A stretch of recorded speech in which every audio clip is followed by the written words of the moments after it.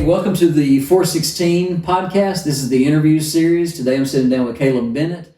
And thank you for taking the time to be able to sit down together to talk about you and Natasha and the work that you're doing down here. We're in DeGaulle, with the DeGaulle Drive congregation for this weekend, but we're in New Orleans. And it's been an exciting weekend. And so thank you for sitting down and taking your time to do that, to take your day off to hang out with us. And but for those who may not know you, take a moment, just introduce yourself and your family and maybe a little bit about your background.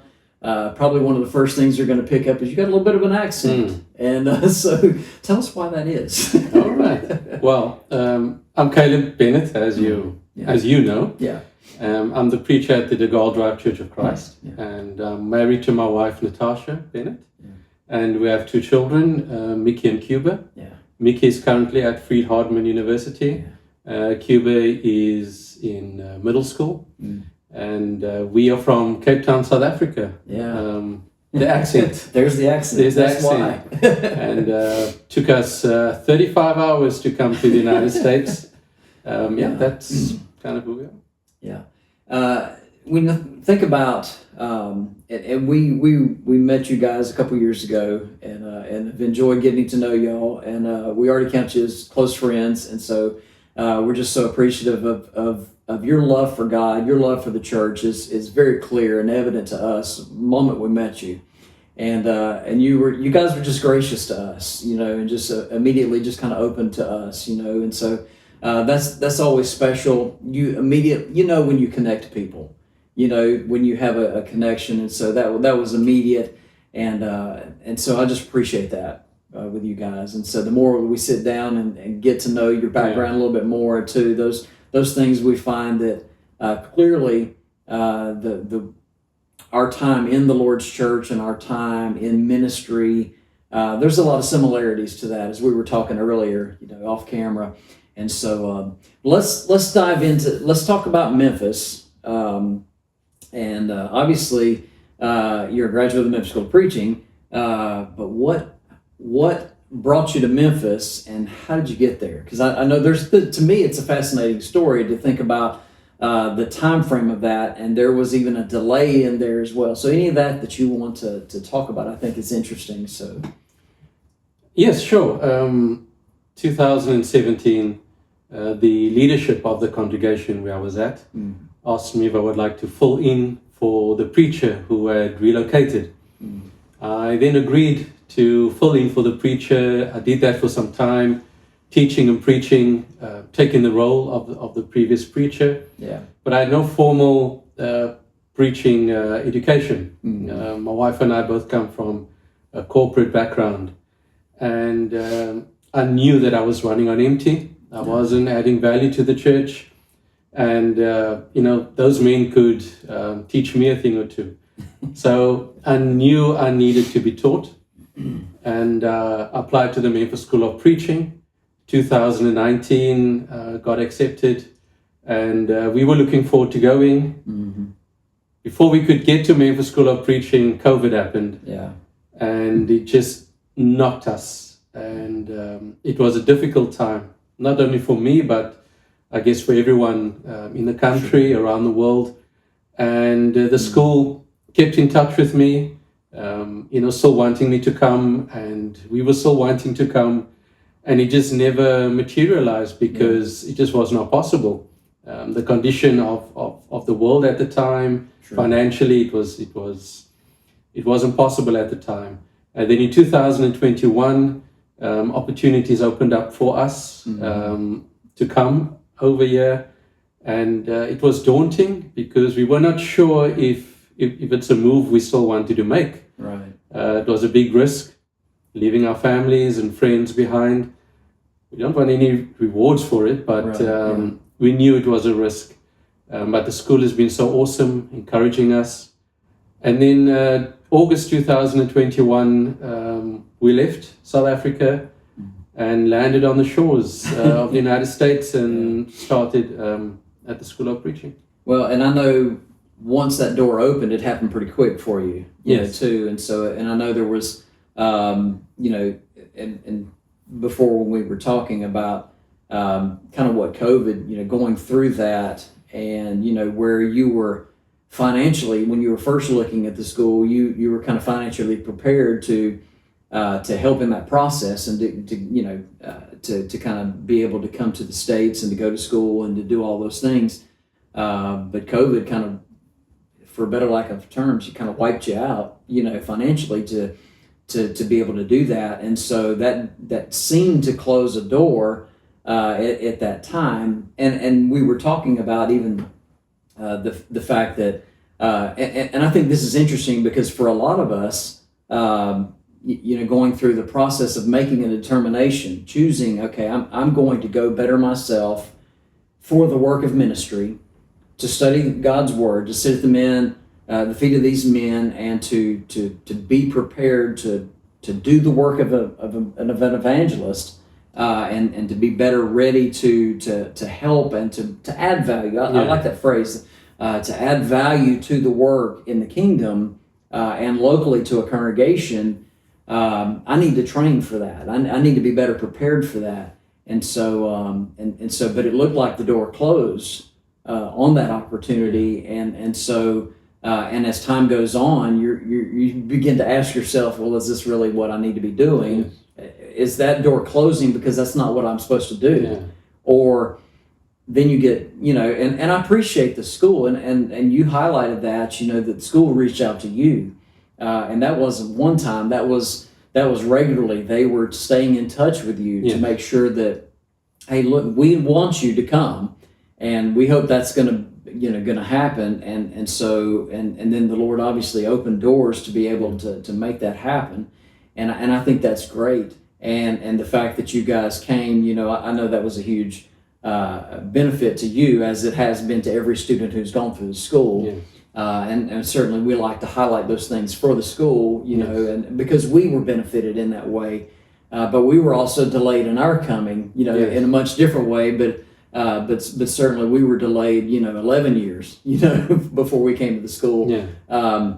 And so those things happen, and I think prepare us for the timing that we did come to school was actually much better for us. Yes. And that may have been the same for you guys as well. I'm not sure, but so when you think about the school and the experience, so what was your experience? Now you come to the school as a foreigner, and looking at the school probably in a much different way. So what was your experience, while you were at school? When we spoke to former alumni of the school, they gave us their experience, and they didn't tell us, the good, bad, and ugly.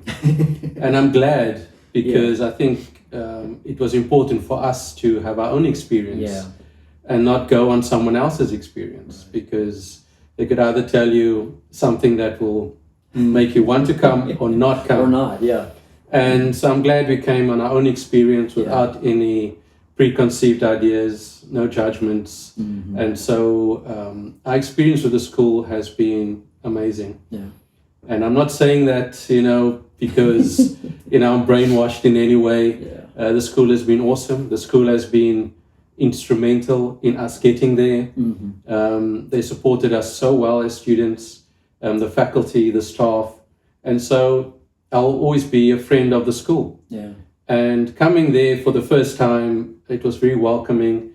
Everyone was so supportive, and they were very sensitive to the fact that we were coming from a different culture. Right. And I could tell, this staff, they are used to dealing with all kinds of students. This is definitely not their first rodeo. And I could tell in their support for my family and I. And we were never in need of anything. Yes, it takes some adjustment, but we knew what we signed up for. Right. And it was some of the best experiences that we've had. The school is holistic. I think that's what drew us to the school.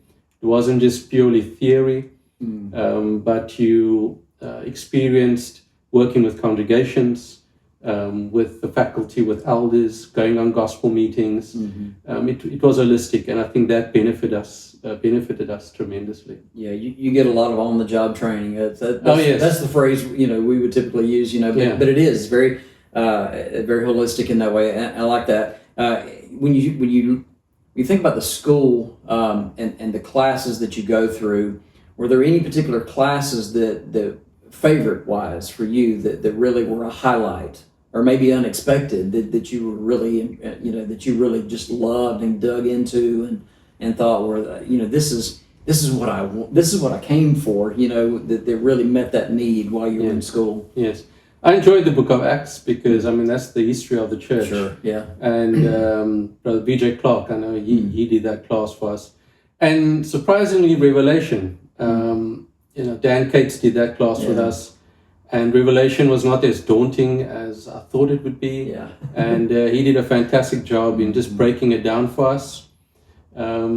Romans is a class I still won't teach. It was a bit difficult, but the instructors were so good in giving this to us in bite-sized chunks. And so those were my two that stood out that stood out for me. Yes. Yeah, that's good.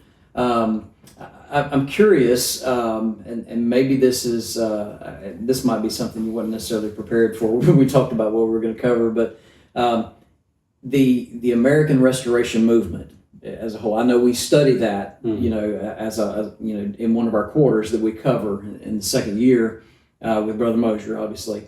And I know that the Restoration Movement as a whole was not just. I know there's the American part of that Restoration Movement. We study it going back further, obviously, leading up to even the Restoration Movement, in Scotland and in Germany and other places like that. Things that were already happening, and people were drawn back to Scripture itself. But what was your perspective looking at it, coming from a different culture and a different background, looking at it through South African eyes, if you will, but studying that? What was your perspective and your kind of take, if you will, on looking at the Restoration Movement, the American Restoration Movement, especially as we study it through the Memphis School of Preaching? It wasn't something that I was excited to do. Yeah. Because it's a little different. It's a little bit different, but once I looked at it as a history subject, it became interesting. And when I did my discussion on one of the missionaries, Alexander Cross, and he was the first missionary to Africa. He came to Liberia. He died an unfortunate death. But while in the United States, he united black and white when he preached. And so that was very interesting to me.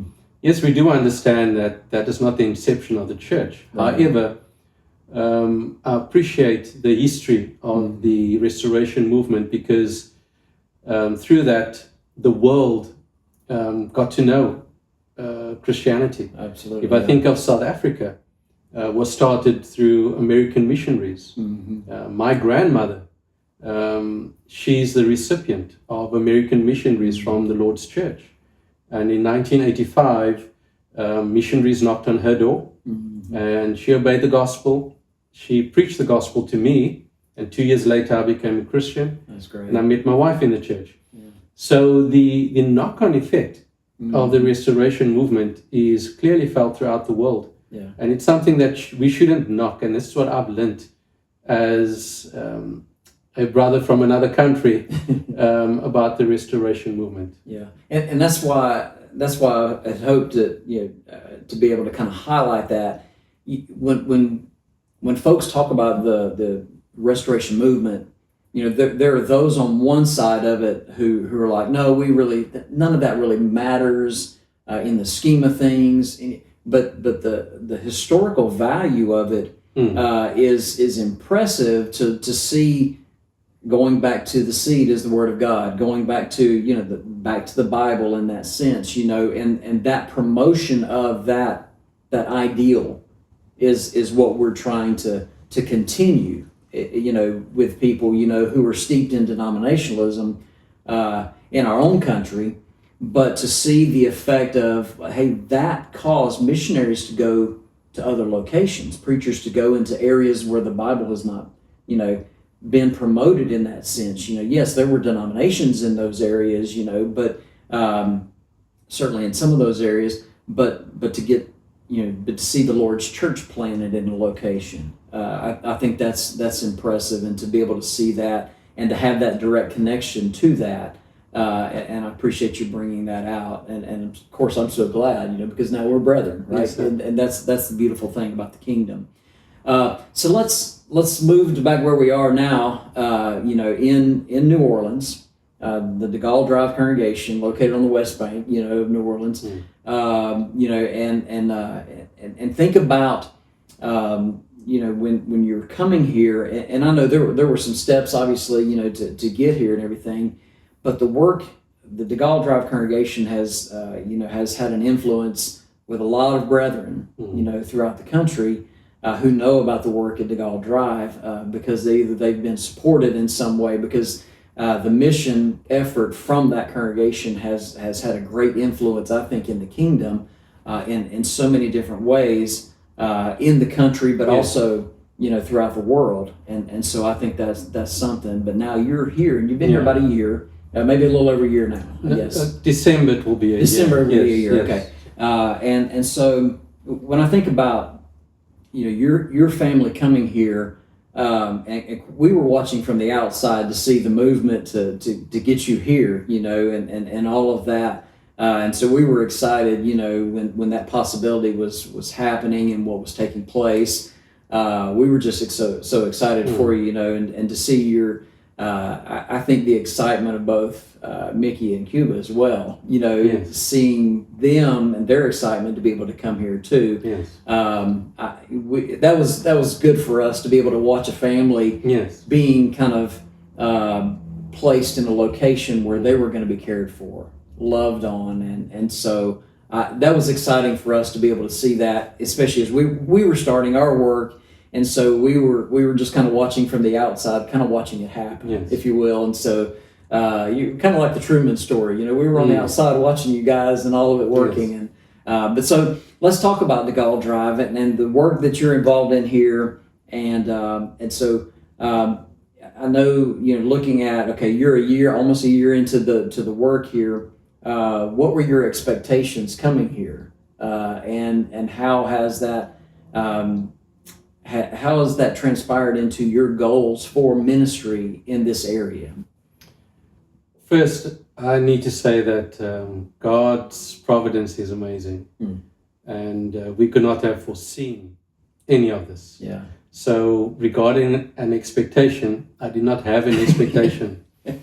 So if I were to say it's exceeded my expectation, but fortunately, DeGaulle Drive is sound. Yeah. We have sound elders. And what I appreciate about these elders is that they understand church governance, and they take care of all the operational issues relating to the Lord's church. They understand their role as stewards. And DeGaulle Drive, it has a reputation of being supportive of missionary works.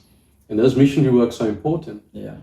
But the church still understands that the works that is supported is to support these brethren in their work. Right. It doesn't stop our work. We've still got work to do. Yeah. The DeGaulle Drive church has been amazing in their support to my family and I. They have made us feel at home. In fact, New Orleans is a lot like Cape Town, where we're from. It's a lot of people, and we love being around people. And I mean, our city back home is 8 million people. And so this is nothing new to us. And we felt right at home immediately. And the work, there's a lot of work to do. And I just pray that the Lord spares us and blesses us to complete the task that's before us.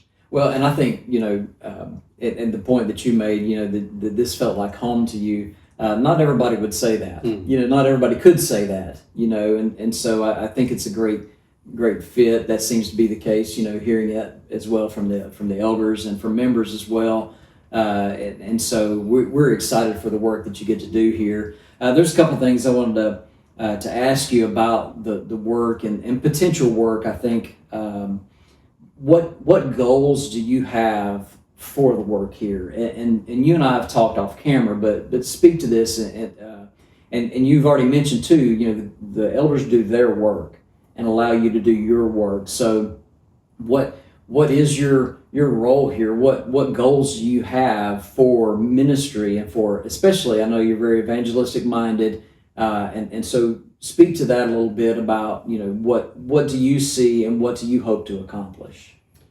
Saving souls. Yeah. That's the bottom line. Yeah. And for the church here at DeGaulle Drive to continue supporting all the works, we need the church to grow. Yeah.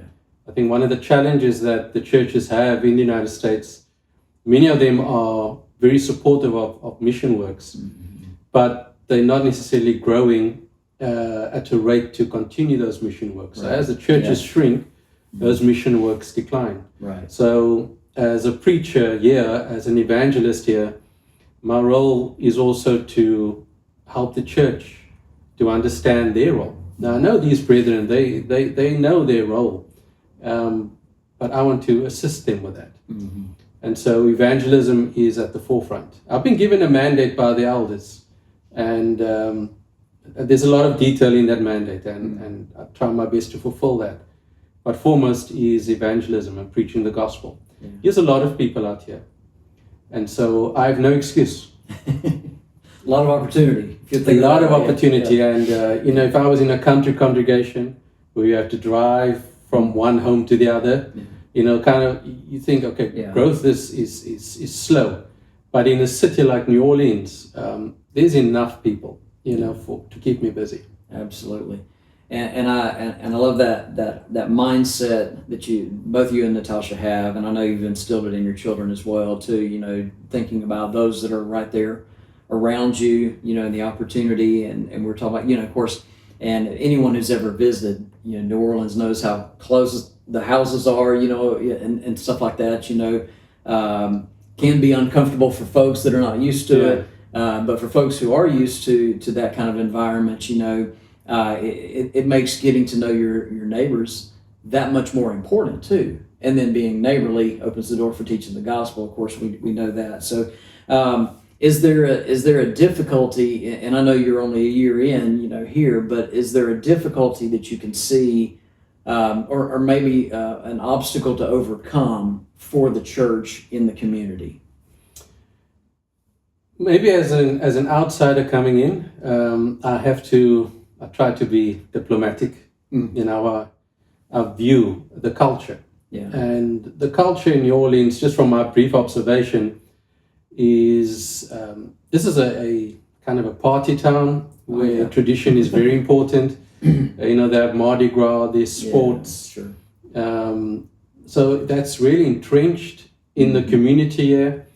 And many denominations here as well. And so people are kind of set in their ways. Mm-hmm. They are set in what they do. There's a comfort zone. There's a regular process and procedure that they follow. Mm-hmm. And so you coming in with the gospel may not resonate with them, because many of them think, well, I'm not going to, you're cramping my style. Right. You know, I want to do my sports. Right. I want to do Mardi Gras. I want to go to my church when I feel like going, you know. Right.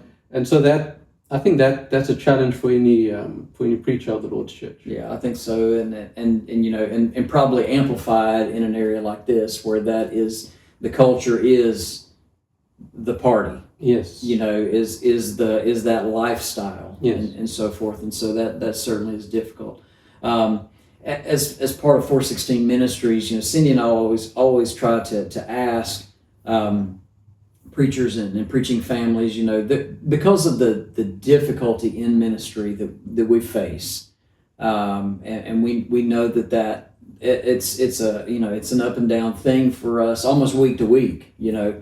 It can be that way, but certainly there are times where it can be very discouraging, disheartened, you know, where we just can kind of get down and almost down on ourselves. You know, can I do more? Is there, what am I doing wrong? There's things that we work through in our minds, especially on Monday mornings, things like that. We're kind of going over the plays that happen on Sunday, and how that all worked, and the sermons and the teaching and the interactions with folks, and then we look at the work overall. Maybe it's not meeting expectations and things like that. And so what keeps you as a minister of the gospel, what keeps you going?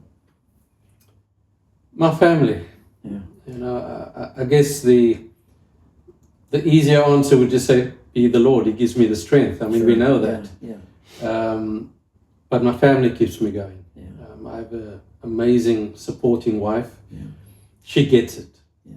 She gets it. I never take it for granted that my children get it, because they've got their own lives to live. Sure. They are Christians, but I try not to put that pressure and expectation on them. Yeah. Dad's a preacher, so you have to,